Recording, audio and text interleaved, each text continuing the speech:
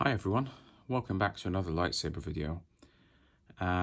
This is the DV6 obviously, and is an all vintage build, which means all the known vintage parts that were originally used in the prop were utilized to build this replica. Some parts are obviously made by the production team, and for those I mainly used the conversion kit from Wanawanga. But for the most part, I did use vintage parts. This was a commission. I didn't build this myself. I hunted down all the parts, and when I sourced everything and it was all ready to go, I sent it to a good friend of mine called Martin in the UK, who does these beautiful commissions. So he's done all the drilling, the assembly, accurate paint, damage, weathering, according to the reference pictures. I mean, I'll take you through it just to see the details a little bit later. It's really, really fantastic. I mean, pictures wouldn't do this justice. Every time I look at it, I notice some more details that he's done. So I'm very, very grateful to Martin for that. But yeah, I'll leave a link in the description for Martin's socials.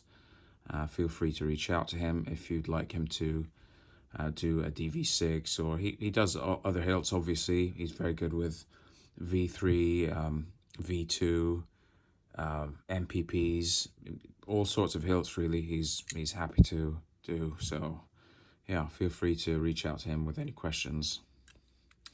So, in terms of the parts that were used for the build, I used a vintage Graflex former, upper and lower cell. Which is the real prop is believed to be a former, and that's because there's good evidence that this was originally one of Luke's stunt sabers from Empire Strikes Back. This one, which is, we see this in the Wampa scene. We see it obviously plunged into the snow, and we clearly see the stamping on it is a former.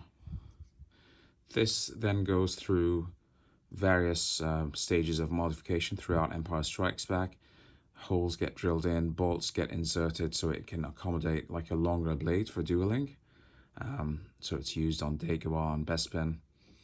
And then for some reason, which I don't entirely know why, in Return of the Jedi, Vader actually ends up using this as his stunt hilt. I don't know why.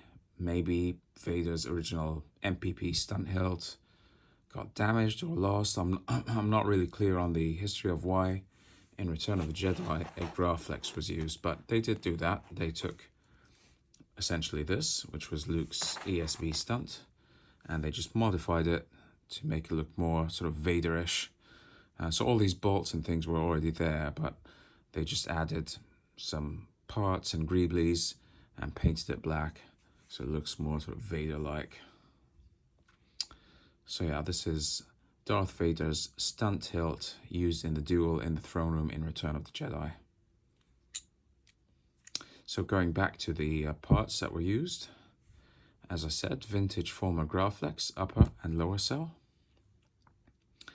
a vintage tire valve, a vintage double ball catch, which I'm trying to focus. Yeah, this was cut down, and you can see a faint stamp here in the middle. I'm not sure if that's present on the original prop or not, but it definitely is the right sort of look and dimensions. And this was painted black. The shroud D-ring is a vintage that's been pulled off a old camera case, and the dimensions are an exact match to the dimensions of the shroud D-ring. So this shroud greebly here, and the shroud itself and the thumbscrew are from Wanawanga, because I believe those were production parts. As you can see, there's only one pin here, which is a smooth former pin. The other side is missing the pin. The rod here is from Wanawanga's kit as well, as is the core inside the saber. These M6 bolts are all vintage as well. You can get all of this in Onewanga's kit. It has all these parts. You literally just have to source a Graflex upper and lower cell if you want to do it all replica. It's far easier and far cheaper, of course, which I have done in the past, but I sold that DV6 and I wanted to do one that was mostly vintage. So yeah, M6 bolts, there's 7 of them. One is hidden just underneath the double ball catch, as you can see here. The clamp section band and control box are from Onewanга. Again, I believe these to have been production made parts. I don't know that there are any real world components that match these.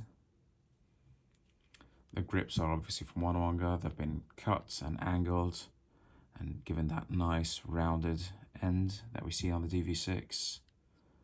One of them is bent, which, let me find which one is the bent one. I think it's this one. Yeah, you can see it slightly curves from top to bottom. And then one of them is kind of thinned down at the top. There, you see it's got sort of thinned down. That matches the reference photos that we have of the prop as it is today. Holes were drilled into the lower, these 3 holes. And then the rest is just weathering. The cobalt clip here is a vintage, and it is the correct variant, which is a chrome type. As you can see, it's quite shiny, because there's another type which is a little bit more brushed and dull, but this is the correct one, the chrome one. It's the same one I used on the predecessor, the Wampa. It's also a vintage chrome cobalt. The D-ring is from Onewanga. This second, so the top D-ring is vintage, the lower D-ring is Onewanga, and then the rivets are vintage as well. The end cap here is a plate of brass that Martin cut and painted. Okay, so just going over some of the weathering, I'll just try to come closer. As you can see, there's this kind of layered effect to the paint, which is absolutely gorgeous and highly accurate to the prop. That's what it looks like. So I'm just gonna sort of pan around it so you can see some of the beautiful detail on the shroud. The rod here where the blade would go has been rusted. A little bit more of that layering over here on the greebly. Thumb screw has been slightly weathered. Same effect here on the double ball catch. Scratches on the body of the Graflex are exactly accurate to the prop as it looks today. Even these kind of linear scratches. That one there is very distinctive.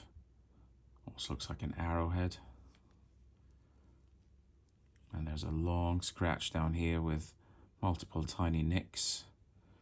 Those can clearly be seen on reference photos of the prop. Same sort of layered effect on the clamp band.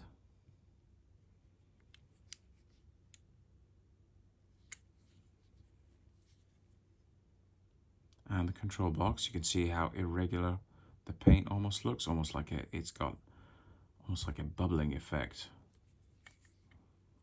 Really, really gorgeous. There's so much detail in this particular prop.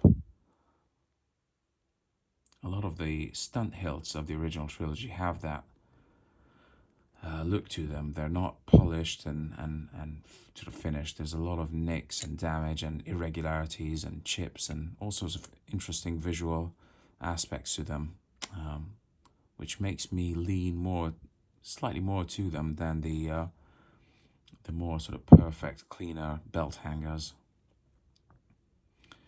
The grips were all done according to Onewanga's blueprint in terms of they were cut down to the right length and the spacing was done accurately. As I said, they were sort of given that sort of angle at the ends and kind of curved. And you can see even the grips have a lot of damage on them, which Martin told me that he even tried to copy those, even those sort of tiny nicks.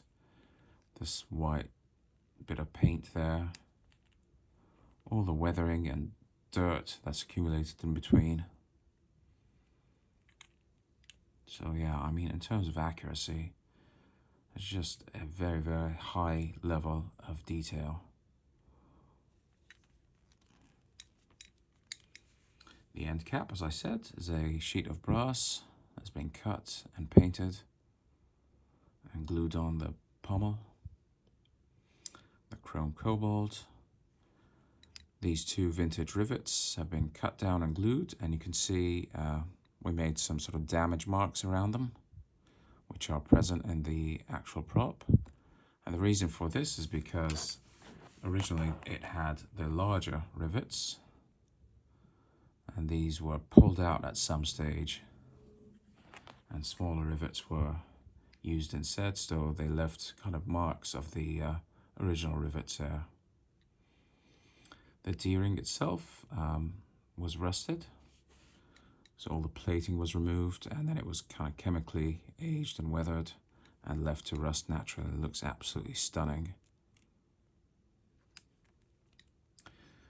Or the orientation of the cobalt to the grips to the control box is all 100% accurate to the prop as it exists today. So yeah, once again, a quick rundown of the vintage parts. Vintage Graflex former, upper and lower, shroud D-ring, tire valve, double ball catch, the M6 bolts, the chrome cobalt, and the rivets. And pretty much everything else is Onawanga. That's basically it. I mean, there's not a lot to talk about with the DV6. It is what it is. It's Vader's stunt hilt from Return of the Jedi. It only really appears in that duel scene at the throne room at the end of the film, and but it is iconic. It has shown up in exhibitions, in the Magic of Myth tour.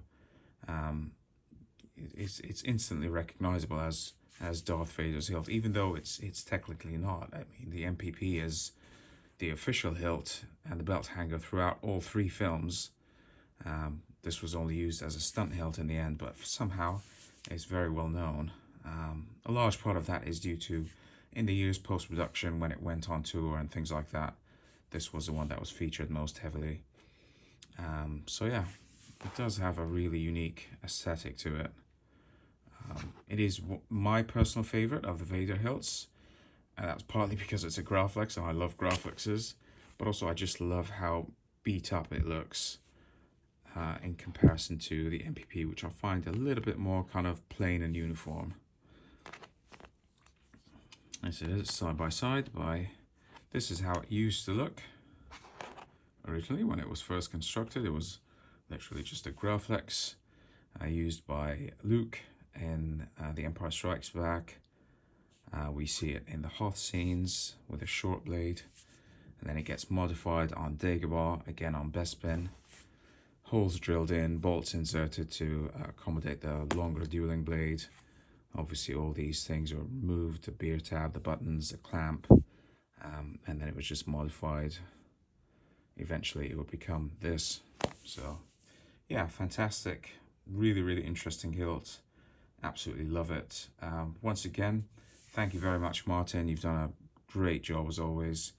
For everyone else, please feel free to reach out to Martin. I will leave a comment. I will leave in the description down below. I will leave a link to his socials. He's active mostly on Facebook, Messenger, and his Instagram business page. So feel free to just drop him a message if you have any needs for commissions for lightsabers, any weathering, you know, assembly, drilling, anything like that. I'm sure he'd be happy to help out if he can.